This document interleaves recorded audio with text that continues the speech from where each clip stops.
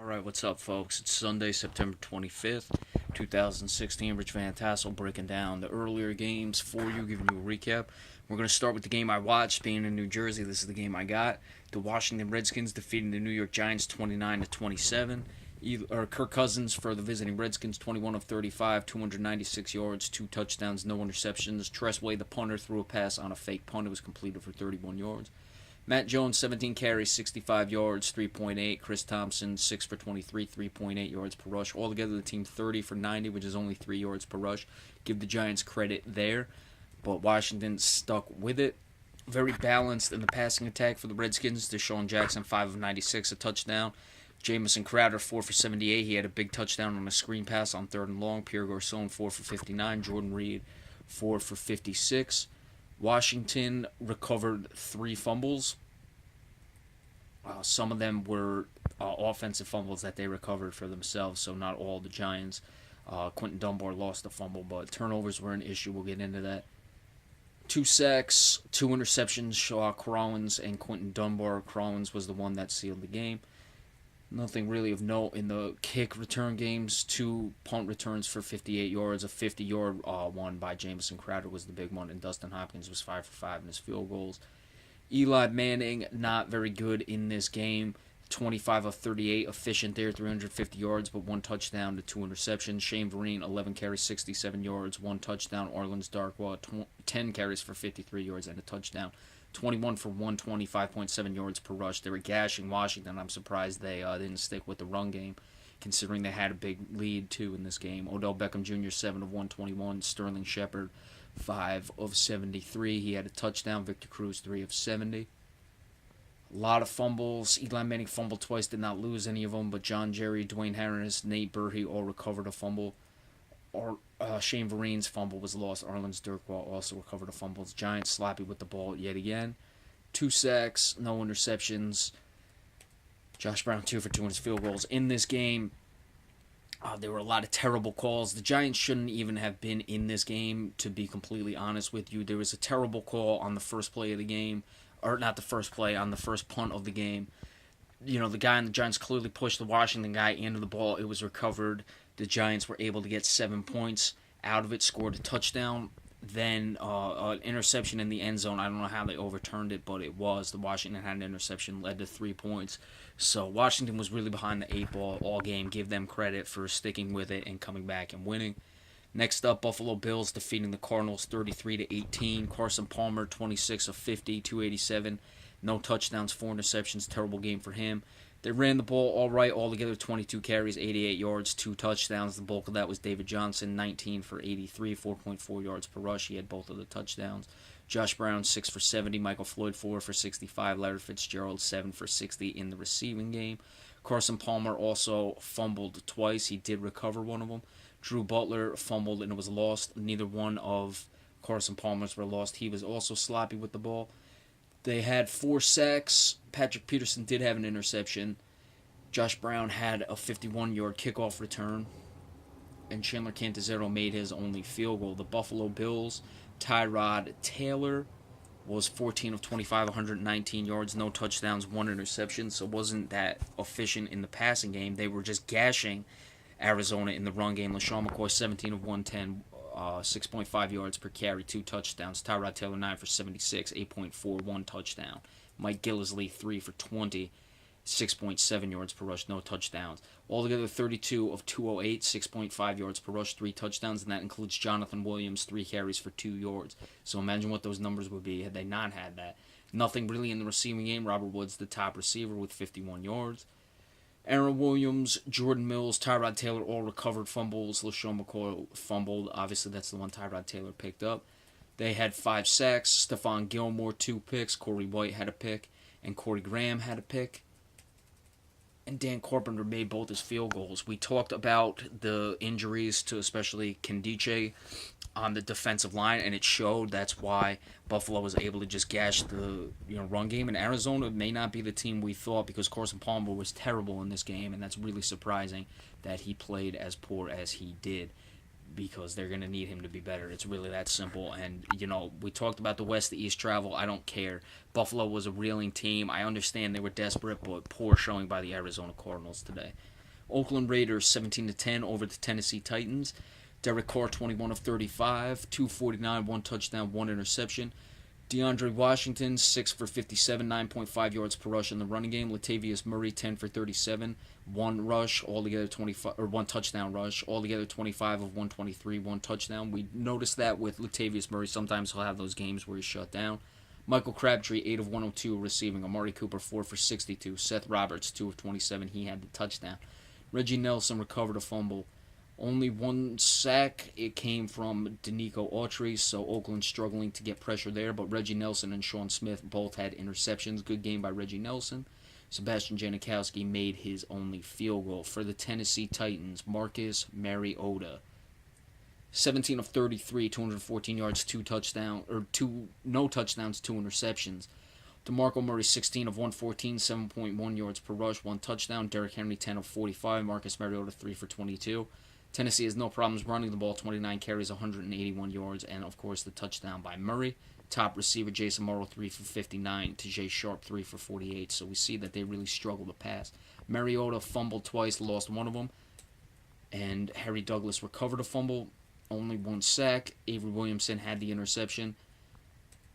And Ryan Suckup made his only field goal. Got to start looking at Marcus Mariota as a guy who simply cannot throw the ball in the NFL game. Not as the sense of Tim Tebow where he's, poor mechanic-wise. He just struggles, and he's really not progressing, and he's really struggling with his turnovers in that regard. Give the Oakland Raiders credit. We know that their defense had to shapen up.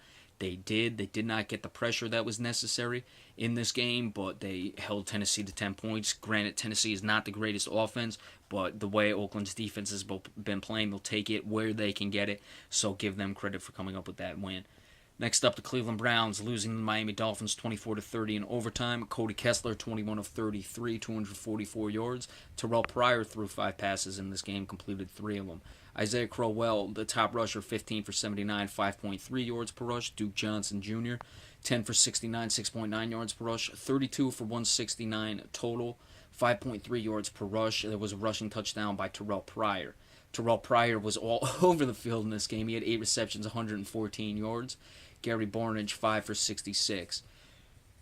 Cody Kessler, who got the start, he lost a fumbled twice, lost one of them. Corey Lamore recovered a fumble. Ricardo Lewis had 1 touchdown. I don't know if I gave you Cody Kessler's numbers, 21 of 33, 244 yards in the passing game, so I'll give the rookie credit. 1 sack for the Browns, 2 interceptions, Bobby Calhoun, and Jamar Taylor. Bobby Calhoun's was returned for a touchdown. Cody Parkey, 3 for 6 in his field goals. He missed a chance to win it at the end. I caught the end of that game. I said this was wide left. You can believe it, not believe it, and sure enough, it was wide left. I said it right before it happened. For the Dolphins, Ryan Tannehill, 25 of 39, 319 yards, 3 touchdowns, 2 interceptions. Kenyon Drake, 9 for 37 in the running game. Jai 7 for 28. Ajay had a touchdown, altogether 25 of 115. 6 guys carried the ball in this game, and it was 4.6 yards per rush. Jarvis Landry, very good in the receiving game, 7 for 120, 1 touchdown. Kenny Stills, 5 for 76. Devontae Parker, 3 for 51, and a touchdown. Jason Jones recovered a fumble. Ryan Tannehill lost a fumble. 4 sacks for the Dolphins. Jakeem Grant had a 27-yard kick return. Andrew Franks made his only field goal. So the Browns, they got decent quarterback play from a guy I wasn't expecting it to come from, but their kicker missing 3 field goals. Miami had to have this win. Tannehill I didn't think was great, but they certainly, whatever the reason is, they won the game. But Cleveland, it just shows how poor of a team they really are. And I don't know where they're going to go from here. I really feel for Cleveland Browns fans, but at least you got the Cavaliers, I guess. It's the best thing I can say. Baltimore defeating Jacksonville 19-17. Baltimore is now 3-0. Jacksonville 0-3. Joe Flacco 29 of 40, 214 yards, no touchdowns, 2 interceptions. Terrence West, top rusher, 10 carries for 45 yards. Altogether, the team was 22 of 84, 3.8 yards per rush. Joe Flacco had the rushing touchdown. Steve Smith Sr., the top receiver, 8 receptions, 87 yards. Dennis Pitta, 6 for 42. Mike Wallace, 3 for 43. Bashad Perriman, 2 for 22. Baltimore, Devin Hester lost a fumble. Joe Flacco fumbled and he recovered it himself. 4 sacks for the team. Let's see. Terrell Suggs had 2 of them. Give him some credit there. Jacory Orr, Tavon Young, and C.J. Mosley all had interceptions. Devin Hester, 1 kick return, no yards. And Justin Tucker, 4 for 4 in his field goals for the Jacksonville Jaguars. Blake Bortles, 24 of 38, 194 yards, 2 touchdowns, 3 interceptions. Blake Bortles, their top rusher, that's a big problem. 3 for 17, 5.7 yards per rush. TJ Yeldon, we'll get it with him in just a minute, 6 for 17. Chris Ivory, 12 of 14. The receiving game, Allen Robinson, 7 of 57. Marquise Lee, 5 for 44. Allen Hurns, 4 for 40. Robinson had both touchdowns. Denard Robinson recovered a fumble. 2 sacks for the Jaguars. Did Dante Fowler Jr. have one of them? He did not. Malik Jackson did have one. Shoshone Gibson had an interception, and Paul Posluszny had an interception. Corey Grant, 3 kick returns for 58 yards. Nothing impressive there. Rashad Green, 5 punt returns for 51 yards. That's pretty good. Jason Myers, 1 for 2 in his field goal. I don't know when that last one came, but obviously when you lose by 2 points, a missed field goal is important. Baltimore is getting back. This is why I predicted a bounce back year to them. They are just finding a way to win games. They are not always pretty, but they usually win games with John Harbaugh and Joe Flacco. I think last season was more of an aberration. For the Jaguars, TJ Yeldon is not coming along. They are really struggling to run the ball, and they're putting a lot of pressure on Blake Bortles to have to complete passes downfield, and I think that's really hindering this team's advancement. So that is something you are going to have to keep an eye on in the future with this team. Next, the Green Bay Packers beat the Detroit Lions 34-27. Aaron Rodgers, we'll start with Detroit. Matthew Stafford, 28 of 41, 385 yards, 3 touchdowns, 1 interception. Dwayne Washington, 10 carries, 38 yards. Altogether, the team 23 of 50, 2.2 yards per rush. Not good enough. Marvin Jones had a monster day, receiving 6 catches, 205 yards, 2 touchdowns. Eric Ebron, 5 for 69. Golden Tate, 4 for 40. So Matthew Stafford was sharp today. The team had 2 sacks. Lodi Nod had 1 of them. No interceptions, no fumbles. Andre Roberts, 3 for 68 in the kick return. That's pretty good. Dwayne Washington, 1 for 21. Matt Prater, 2 for 3 in his field goals. Aaron Rodgers for the Green Bay Packers, 15 of 24, 205 yards, 8.5 yards per completion, or just on average 4 touchdowns. Eddie Lacy, 17 for 103 in the running game, 6.1 yards per rush. Aaron Rodgers, 5 for 22. The team 24 of 123, 5.1 yards per rush. They had 2 guys run the ball for -1 yards, so that would certainly hurt the numbers. Jordy Nelson, 6 for 101 receiving, 2 touchdowns. Devontae Adams, 2 for 23. He had a touchdown. Richard Rodgers, 2 for 9, also had a touchdown. No fumbles, no interceptions.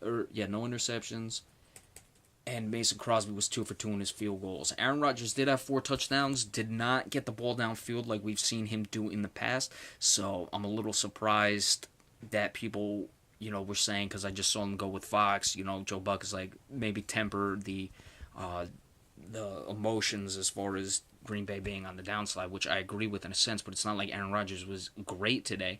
He did have 4 touchdowns, no interceptions, and they ran the ball pretty well, but he wasn't, just throwing the ball at will and completing everything in sight. For the Detroit Lions, tough loss. I didn't expect them to win this one on the road. Despite their passing game, their defense was just not good enough, did not have any takeaways, and didn't get the job done. They did not run the ball well enough. That forced Matt Stafford to throw the ball a ton, and that's where the problems came in. All right, so in a little bit, we're still 2 of the morning games, or the earlier games that I didn't do, Denver and Cincinnati, Minnesota and Carolina. We'll do those with the rest of the 4 o'clock games, and then give you a recap when the Sunday night game goes final. So be sure to stay tuned for that, and we'll see you all in a few minutes. Thank you so much.